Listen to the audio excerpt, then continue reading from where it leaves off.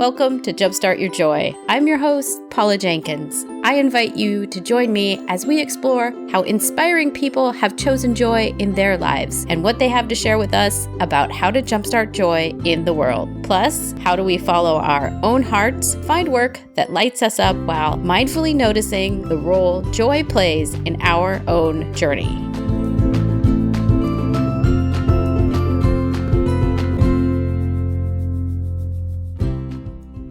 Hello, and welcome to episode 117. This is Paula Jenkins, the host of Jumpstart Your Joy. This week on the show, I'm talking about the phenomenon of the bucket list, where it started, and how to make an amazing and meaningful list based on what you want to do with your life. Also, what to do if you've tried a bucket list and it either didn't work, didn't stick, or you just felt like it was a huge list of things hanging over your head, but that never really got done. One of my main concerns when I started working on this episode was the way that the bucket list trend has changed over what I understood the original intent to be for these lists. And I feel like it's been teetering into this odd territory of adding overwhelm to our lives, possibly playing on our fears of missing out on things, and that in doing so, it's deteriorated the meaning of it, as the things on our list don't feel personal, impactful, or purpose-driven. So we'll look at a bunch of ways on how to change that for you. Plus, at the end of this episode, I share my favorite way to bring a few of your bucket list items to life and make a plan to bring more of them into your life in the future. A few notes before we get started this week. Thank you so much for tuning in. I am so glad you are here. Jumpstart Your Joy is a show that looks at people choosing joy, even when it's the hardest choice they will ever make. If you're new to the show, there's a ton more info on the website, which you can find at jumpstartyourjoy.com, including all of the 116 past episodes and a free course to help you find more joy in your life. Be sure to sign up for that course, and then you'll be on my email list and be alerted to the fun Facebook Live events I'm doing. One thing I am super excited to share about with you guys is a new sponsor for the show. The amazing people at Studio of Sweden reached out to me and asked if I might like to try their headphones. You guys, I've been using the gorgeous Regent model for the last month, and not only is the sound awesome, but these headphones are beautiful, and they are wireless, and they just feel so good on my head. I love them, and I am honored to share a 15% off code with you all.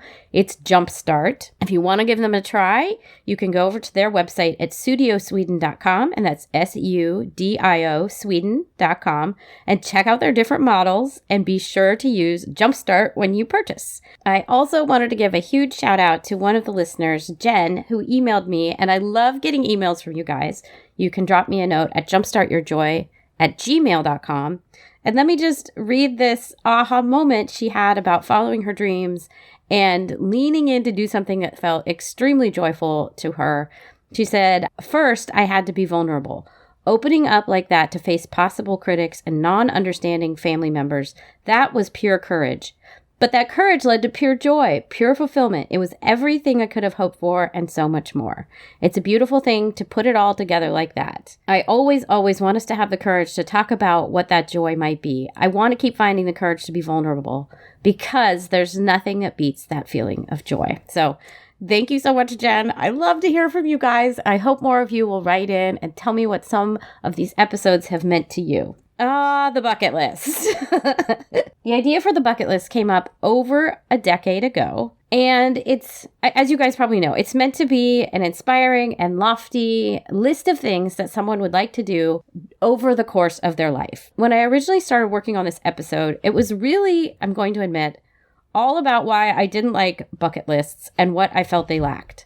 The thing is, the more research I did on them, the more I realized that I think they really are a great tool in theory, but that many people approach them in a way that makes a true bucket list less effective. I mean, I really actually came to understand and appreciate the idea of what some people have started calling a life list, or the list of meaningful things that you really want to do with your life. So today I'm going to share where I think the bucket list trend is falling short currently, and what I feel is a better approach to making these dreams that you have come true in your own life. First, in case you don't know what a bucket list is, let's lay this out. 12 years ago, a movie called The Bucket List came out, and it was written by Justin Zackham. The movie stars Morgan Freeman and Jack Nicholson, and in the movie, both men play characters who have been diagnosed with terminal lung cancer. They are sharing a room in the hospital, and Morgan Freeman's character, his name is Carter, writes out a list of things that he wants to do before he kicks the bucket. And that's where the original term for the bucket list came from. It's the things you want to do before you kick the bucket.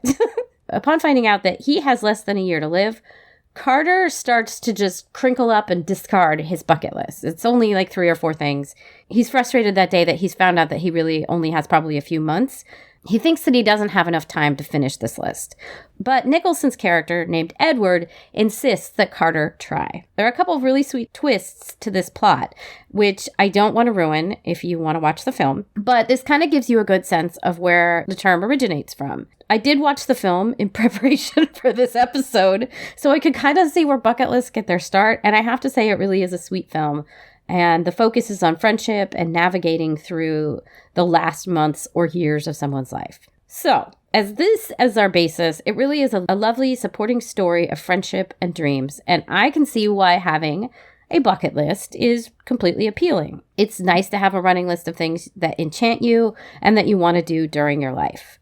And when it's a personalized list, like the one that Carter started making, those very few things that he wanted to include before he was gone, it can be a touchstone for the things you want to make sure you do, and the dreams that you want to realize, and the plans that you want to make sure you make before you're gone. So what's my beef with the bucket list?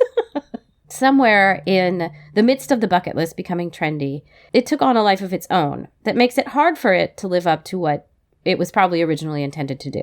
I think we can all see that there's a lot of pins on Pinterest, start your bucket list, finalize your bucket list, or there's a lot of people that just kind of throw around the term. And so in it becoming a ubiquitous thing, meaning it's all over the place, and one that so many people have, and that so many people just keep adding to, I kind of get the sense that the bucket list has lost what its most inspiring qualities are. Instead of it being the guiding list of what's super important to you, the sacred things that you want to do before you die, and that would bring you the most joy, it's become a list of things that sound like fun and are probably more inspired in some cases by a blog post. This is for reals. I did find it.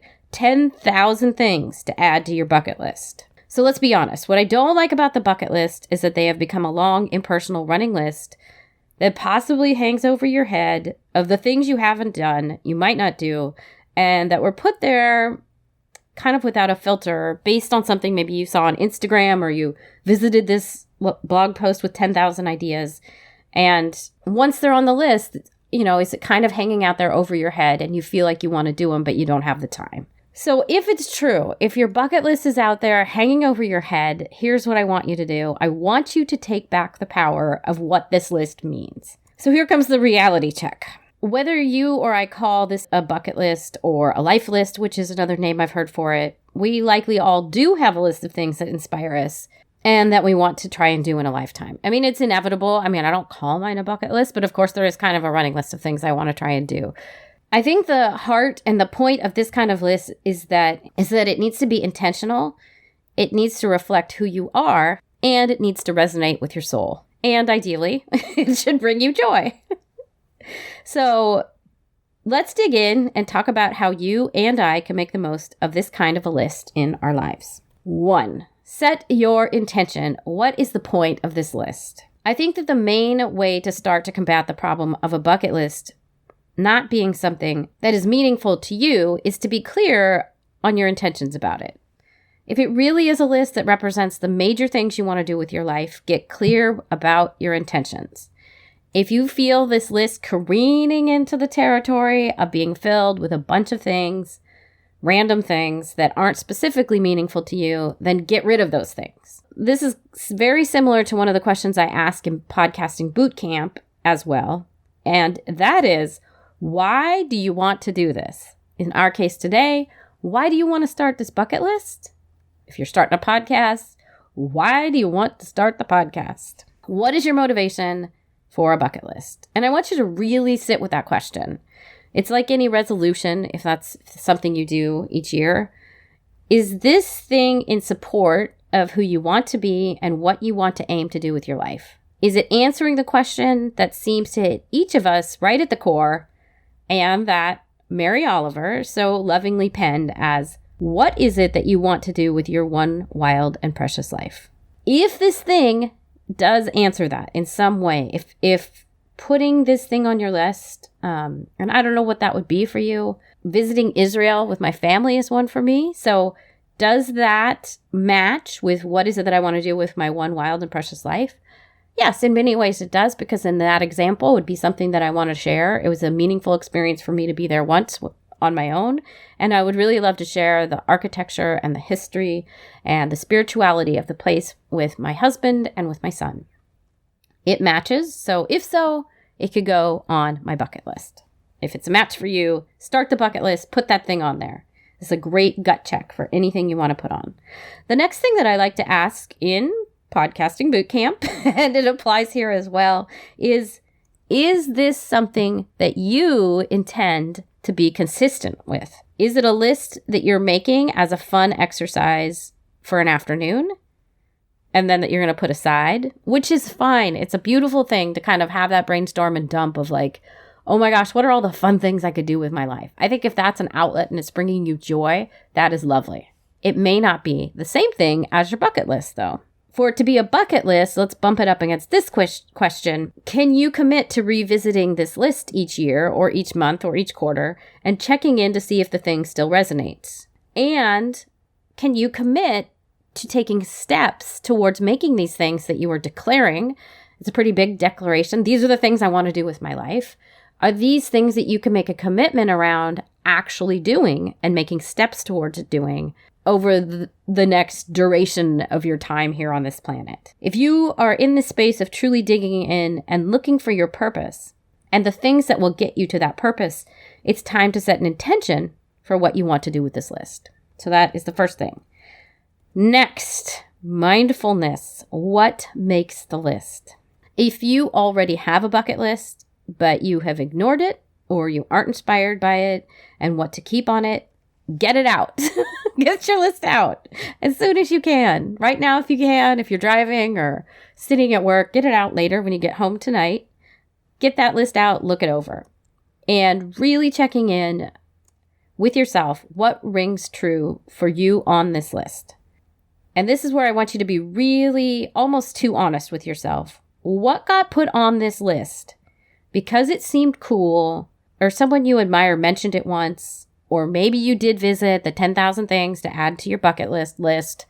What on there doesn't necessarily feels like it comes from you? What on there, and this is the hard moment, folks, was put on there because it felt like somebody else's dream, or seemed cool, or was a passing fad? Get that stuff off your list. The reason I'm asking this question of how have you been adding the items that are on your bucket list is because if this list is going to be something that continues to be meaningful to you, it needs to have things on it that are mindfully curated. If you're going to, let's just break this down. If you're going to spend the time and the money and the effort and the essence of your wild and precious life pursuing these things, it's important that everything on the list be special and important to you in some way.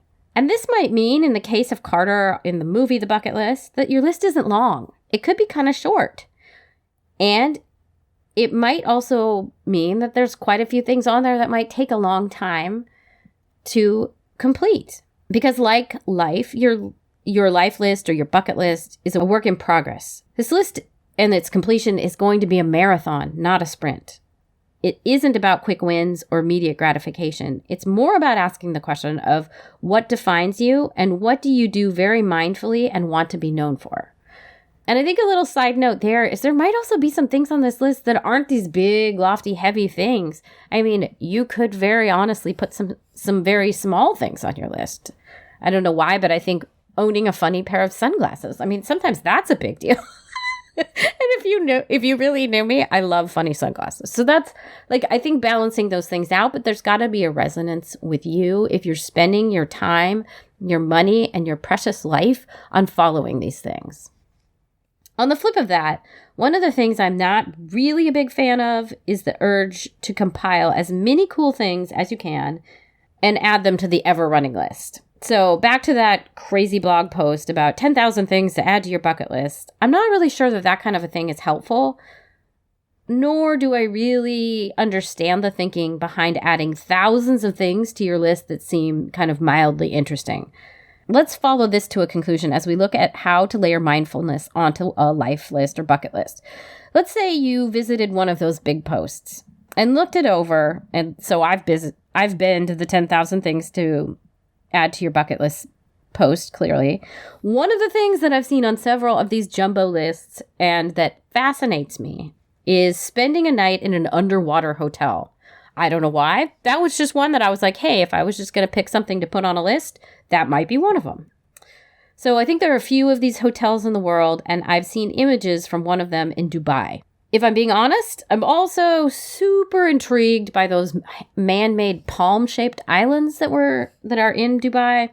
So I will link to both the underwater hotel and these palm islands in the show notes. jumpstartyourjoy.com/episode 117. But so the underwater suite, I looked it up, and if I wanted to stay there overnight, it would be almost $5,900 a night in US dollars. It's called the Neptune Suite. And I'm going to admit, it kind of looks like it might just have a really big aquarium instead of a window. So I don't know that it's really underwater, but just makes you feel like you're underwater. So I'm going to admit, even just in researching that, it might feel a little disappointing with that kind of a price tag. But being armed with that info, doing a tiny bit of research, I think I can pretty much cross this hotel off my list, as the experience doesn't feel like something that would really be fulfilling to me. If I kept it on the list, I think it would only be there, and this is me being totally honest as I'm asking you guys to do, but like it would only be on the list as a novelty item or a what if item. Or maybe it'd be the kind of thing that I'd feel like had some kind of high roller appeal, which it does, and there's nothing wrong with that. I mean, we all like luxe events and like kind of cool high-end events to attend. VIP is always awesome. But I'm going to say that this specific hotel and the Neptune Suite, it doesn't seem like the kind of thing that if I hold it up to the mirror of, does this make my soul feel complete? No. Staying in a hotel with an underwater or aquarium window, no, I don't think that completes me. It is a novelty, fun idea. So that's the gauge I want you guys to think of. Either in creating your own bucket list or at looking at the things on your list right now. Is this thing going to be truly interesting and fulfilling? And does it resonate deeply with who I am? Before we get to the second half of the show and talking about balancing the potential overwhelm that can come with bucket lists, I want to take a little break and share a bit more about my brand new Studio of Sweden Regent headphones that I've been using.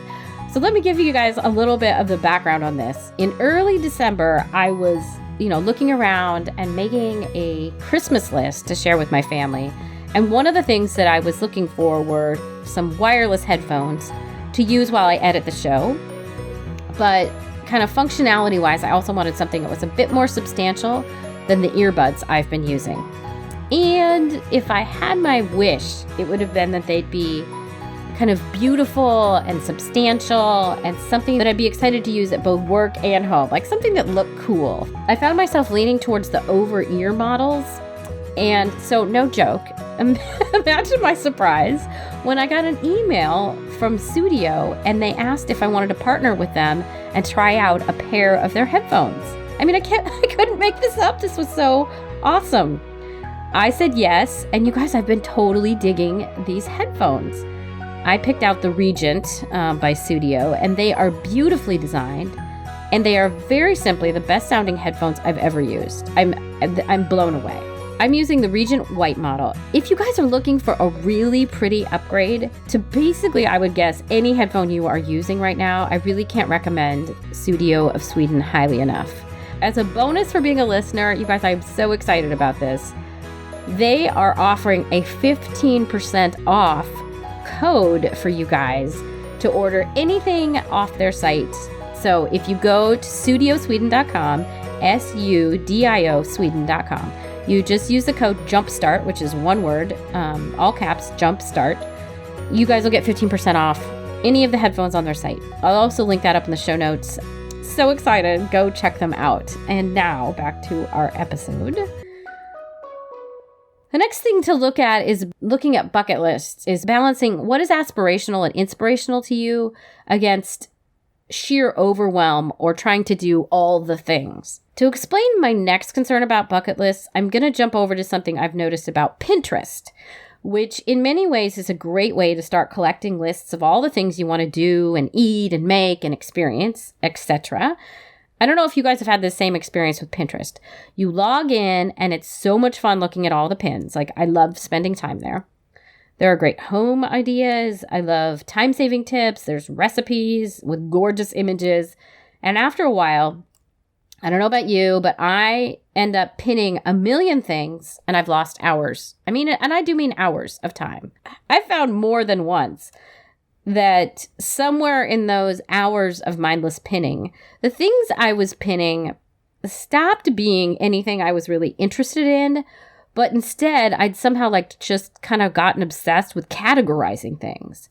It was like my project manager / planner brain wanted to put everything in its right place, but my filter for what I actually liked or wanted was anything that I was really interested in had totally fallen away.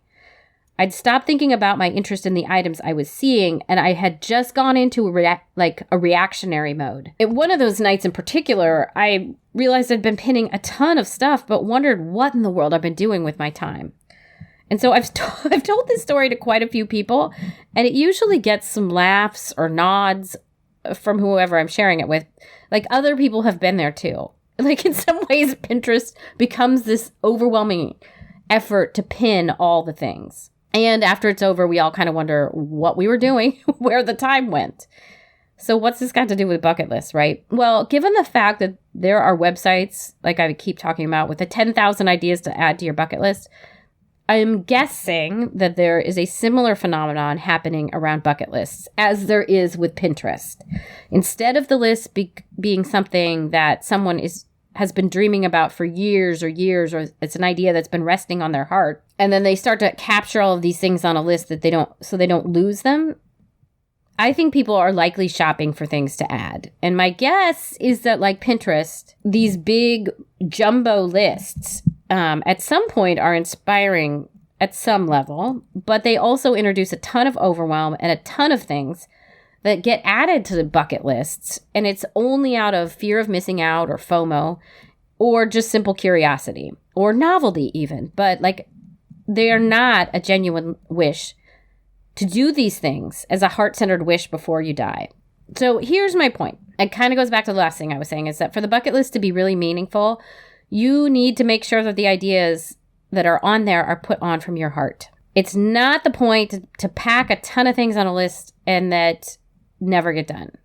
The point is to build a list of things that inspire, delight, and fascinate you.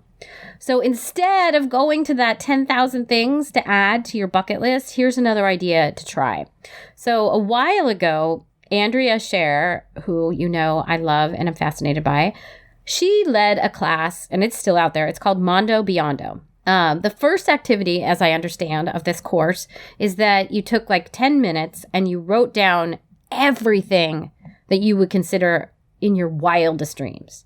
And it could literally be anything you wanted. It was not limited by your current situation or your life, it didn't even really necessarily have to be based totally in reality. It's the what if. If you could do the most crazy things, what would they be?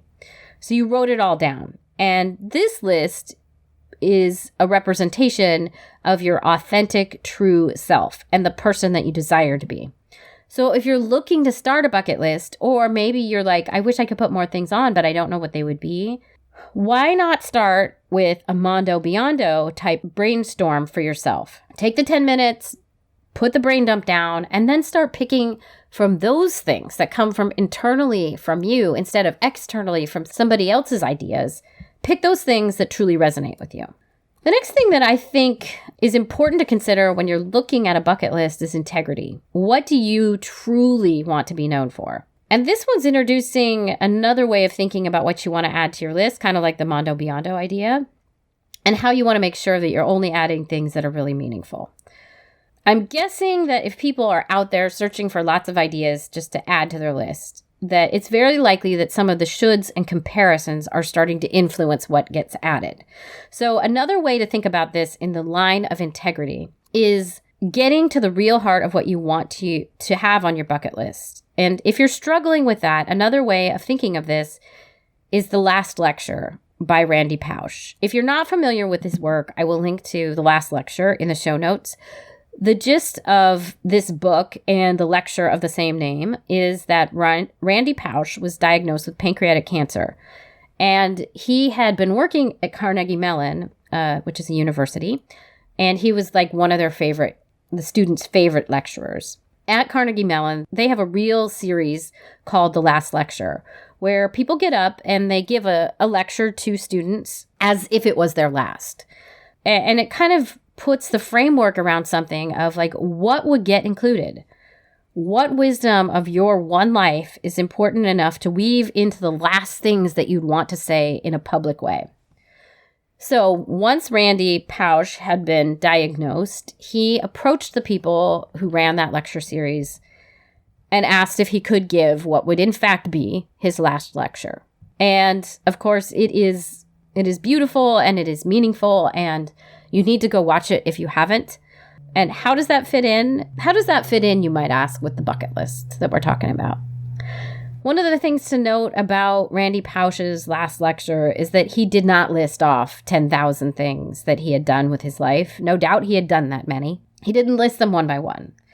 He did list some amazing accomplishments, and almost all of them were focused around the dreams he had for his life and the family that he lived these dreams with. He also reflected heavily around some of the things that he'd wanted to do as a child and had those dreams fulfilled through hard work in his own life. So how can we apply that kind of thinking? If you think of your list backwards, and this is not meant to be kind of a dark thought, but if you think of your list backwards, if you were looking back on a life well lived, does each thing on your list feel like the kind of thing that you would have wanted to spend your time doing? Is this the way that you want to spend your one wild and precious life if you were writing a last lecture? So try this. In the spirit of the movie, The Bucket List, that we talked about at the beginning, sit with the question in your heart and your soul, and what do you want for your life? If you were giving a last lecture, what would you include? If you read your own obituary even, what would you want it to say? How do those things that give you inspiration, how can they get added in some way to your bucket list? What would you add if you were thinking about it from looking backwards on your life? What would you add and what might you remove? The last thing that I want to talk about for the bucket lists is something that I think happens around current bucket lists, and that is that the list itself stagnates. It gets created, and then not a lot of it gets brought into action. And it also might be one of those things where maybe you're not really keeping track of it, meaning have you actually written it down? So that'd be another thing that I would recommend is physically writing this down so it's not just a list that's running in your head. So from its earliest usage, the bucket list was meant to be defined by things that give structure to and meaning to a short life. And, candidly, life is short for each of us, whether that be we're going to be here another 90 years or not as much time, but we don't have a long time on this planet. And so how do we make the most and how do we bring more joy? So what is my suggestion around the bucket list? It's simple. It's make the things on the list, once you've got it culled down to being meaningful to you, make them actionable. And if they are not immediately easy to do, plan them out so that you can find a way to bring the thing into fruition, into being in your life. So my example of wanting to travel to Israel is find the way to do that when it's important to me. So starting about 4 years ago, I started making a list that I call my 10 in 3. The idea is really simple. You take a long list of those things that you want to do with your life, or the goals that you have over the next 5, 10 years, and you pick out just 10 things that you want to do. You list them out, 3 to do in this year, 3 to do in next year, and 3 to do in the third year. I know that equals 9. So the 10th item is what I call a floater. And you can make it something big that stretches across all 3 years, or it can be something that you put in just one of the years if the other 3 you've selected for that year is a little bit light. The idea is that you are picking 3 things in each year that are kind of big. They will take some effort. You'll need to plan them out. You will need to lay the groundwork for them to get completed. In my past examples, I've had things like get certified as a life coach, start a podcast, start my business. Those are the kind of scope of things that I've included in my 10 and 3 items. Here's the cool thing. As you start looking at this, I've created a very pretty worksheet for you guys to work on. To do this, you can get it at jumpstartyourjoy.com/10 in 3. So the number 10 in 3. Or just head over to the show notes at /episode117. You'll find them there. Once you've culled down your list of the 10 things you want to do over the next 3 years, you need to post it somewhere. You want to make sure that each week you are taking a baby step to getting the thing done, or the 3 things done that you've said for this year. You want to keep working on the goal, breaking the big things down into smaller sub-steps and planning it out over the course of a year, because that's how long you're giving yourself to do this. And here's the thing that happens when you focus your year into 3 big goals. You get them done. It's so much better than having like this huge list hanging over your head. As Greg McKeown talks about in Essentialism, you have to limit your priorities. That's the other part of the magic of limiting this to 3. By narrowing it down into just 3 things, you can focus and you can deliver on those goals. So a link to Essentialism as well. I am just in love with that book. Each time I have done this and followed a 10 and 3, it's been successful for me. And here's the tie into the bucket list or the life list. It's a way to pull 3 of those things you know you want to do with your life and start working on them now. Instead of those things sitting out there, lingering on that list, it gives you the focus and the space to start on bringing those dreams into action right now. And the other amazing thing about narrowing down your list to 3 things for this year is that you can begin to tailor your to-do list that you're looking at week over week into a baby step that gets you closer to one of those goals. So remember that the steps you're doing don't have to be big to make progress on one of those 3 goals for the year. A phone call could get you more info on something you're curious about, or reading a book could fill a gap in information. And Tiffany Hahn has been talking about this next impactful step idea in her Inner Circle group, which I think is really cool to add in here just as some flavor. It's a theory put out there by Fibonacci, and he's an Italian mathematician. The mathematical idea is that once you've started putting one thing out there, it will build on itself. And once you've gotten beyond that initial first step, you're starting to build exponentially on both the information you're finding and the momentum you're gathering. So you keep gaining exponentially more knowledge and more momentum to get closer to your goal. So that's take the first step and then another. By breaking up your 3 goals for the year and adding small to-dos for them to your day over each week, you're going to see the growth and development across the year. And the other benefit is that you avoid the overwhelm that possibly comes in when you start looking at big goals. So again, back to podcasting class, if you're going to want to start a podcast, break that thing down into small deliverable steps. So they might be research shows similar to yours to see what you might want to do. Narrow down a topic is a separate thing. Email 2 hosts to see how they got their start. Separate thing. Research microphone. Separate thing. Order a microphone. And when you look at the steps as small little baby steps across a week, ordering a microphone in a week doesn't seem overwhelming. Whereas starting a podcast might feel like an overwhelming goal. The other thing I want to point out just before we wrap up here on using a 10 and 3 list is that I encourage you, just as I encourage you with your bucket list, to go back and look at these lists regularly and make sure they still resonate with you.